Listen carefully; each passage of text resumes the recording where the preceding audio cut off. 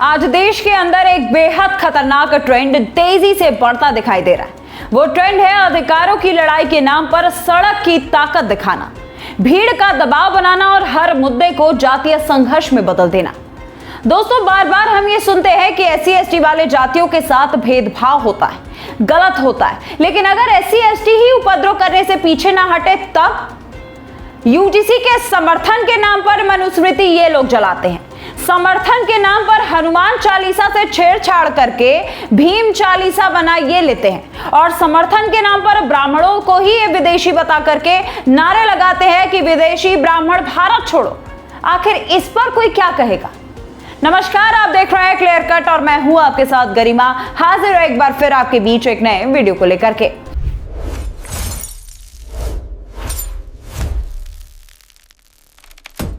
दोस्तों, आजकल तमाम ऐसे वीडियो सामने आते हैं जहां भीम आर्मी के लोग न्याय के नाम पर बहुत ही उपद्रव करते नजर आते हैं। ऐसे में एक और मामला सामने आया है जहां भीम आर्मी के गुंडों का आतंक उत्तर प्रदेश में चरम पर पहुंच चुका है।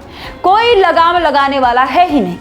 उत्तर प्रदेश के सहारनपुर से सामने आया मामला अब सिर्फ एक स्थानीय विवाद नहीं रह गया, बल्कि ये उस मानसिकता की तरफ इशारा करता है जहां किसी भी विवाद को तुरंत जाति बनाम जाति बना दिया जाता है।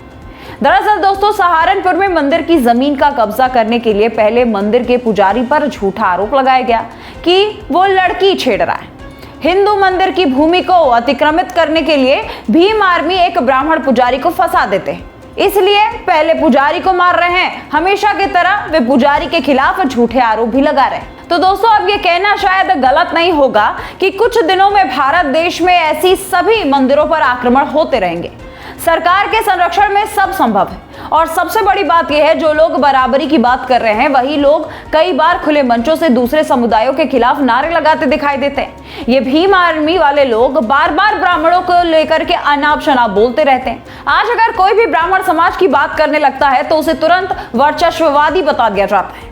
अगर कोई मंदिर की सुरक्षा की बात करे तो उसे कट्टर कह दिया जाता है। लेकिन दूसरी तरफ कुछ संगठन खुलेआम उग्र भाषण देते हैं, सड़क जाम करते हैं, प्रशासन को चुनौती देते हैं। तो दोस्तों, तब जाकर के क्या सेकुलरिज्म जो है वो खत्म नहीं होता।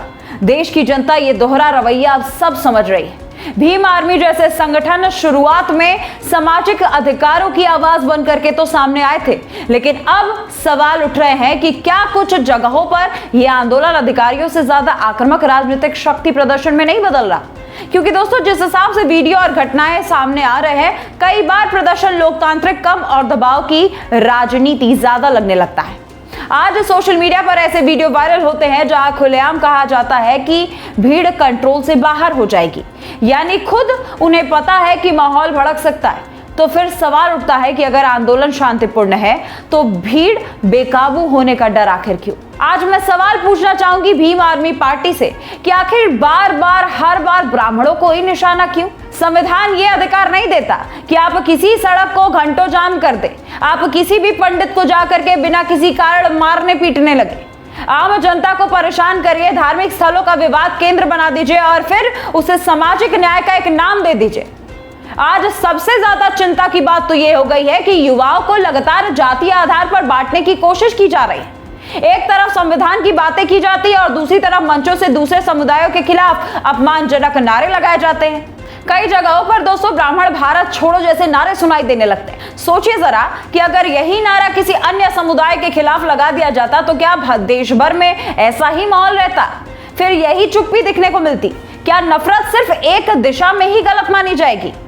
भारत में हर जाति ने संघर्ष किया है, हर समाज ने कठिन समय देखा है, लेकिन अगर आज की पीढ़ी को सिर्फ गुस्सा और टकराव सिखाया जाएगा तो आने वाला समय और ज्यादा खतरनाक होगा।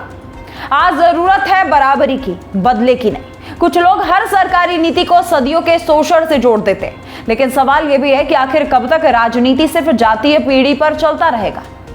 दोस्तों, ये भीम आर्मी वाले लोग हर बार SC/ST का आरक्षण की बातें करते हैं, अपने आप को बेचारा दिखाते, लेकिन इस समय कहीं से भी भीम आर्मी बेचारी नहीं लग रही।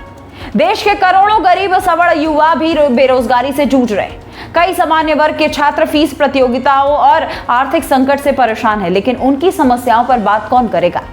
आज अगर कोई आरक्षण नीति पर सवाल उठा दे तो उसे तुरंत विरोधी घोषित कर दिया जाता है, जबकि लोकतंत्र में हर नीति पर चर्चा होना सामान्य बात है। लेकिन अब माहौल ऐसा बना दिया गया है कि सवाल पूछना भी अपराध लगने लगता है और यही सबसे खतरनाक स्थिति है। देश की युवा नौकरी चाहती है, सुरक्षा चाहती है, शिक्षा चाहती है, लेकिन उसे सोशल मीडिया पर सिर्फ जातीय लड़ाई परोसा जा रहा है और इस मामले में सबसे आगे दिखाई दे रही है भीम आर्मी पार्टी के लोग। कभी ये लोग ब्राह्मणों को विदेशी बता देते हैं, कभी ये लोग मनुस्मृति जला देते हैं। अब तो अति हो गया जब इन्होंने हनुमान चालीसा के पंक्तियों को चेंज करके उसमें भी भीम नाम जोड़ दिया। क्यों हर विरोध में प्रशासन से टकराव की स्थिति बन जाती है? क्यों धार्मिक प्रतीकों और जातीय पहचान को बार बार उकसावे का माध्यम बना दिया जाता है? दोस्तों, कुल मिला जुला करके आज देश में जरूरत है संवाद की, लेकिन हो क्या रहा है? जो जितना ज्यादा आक्रामक दिखता है वही सोशल मीडिया पर क्रांतिकारी घोषणा देने लगता है। यूनिवर्सिटी ग्रांट कमीशन को लेकर के जो ये मामला उठा था उसमें समर्थन और विरोध दोनों में देखने को मिला, लेकिन समर्थन के नाम पर मनुस्मृति जला दिया गया, समर्थन के नाम पर हनुमान चालीसा की पंक्तियों में बदलाव कर दिया गया, समर्थन के नाम पर राम नाम सत्य को भी भीम नाम से जोड़ दिया गया। आखिर किस हद तक जाएगी ये भीम आर्मी पार्टी और आखिर इसका निवारण कौन करेगा? आखिर इनसे कौन बातचीत करेगा? आखिर इन्हें कौन समझाएगा? अगर किसी क्षेत्र में तनाव बढ़ता है तो निष्पक्ष कार्रवाई होनी चाहिए, ना कि किसी संगठन को संरक्षण मिले, ना किसी समुदाय को निशाना बनाया जाए। आप इस पूरे विषय में क्या राय रखते हैं? कमेंट सेक्शन में लिखना मत भूलिएगा। वीडियो पसंद आए तो लाइक, कमेंट, शेयर जरूर कीजिए।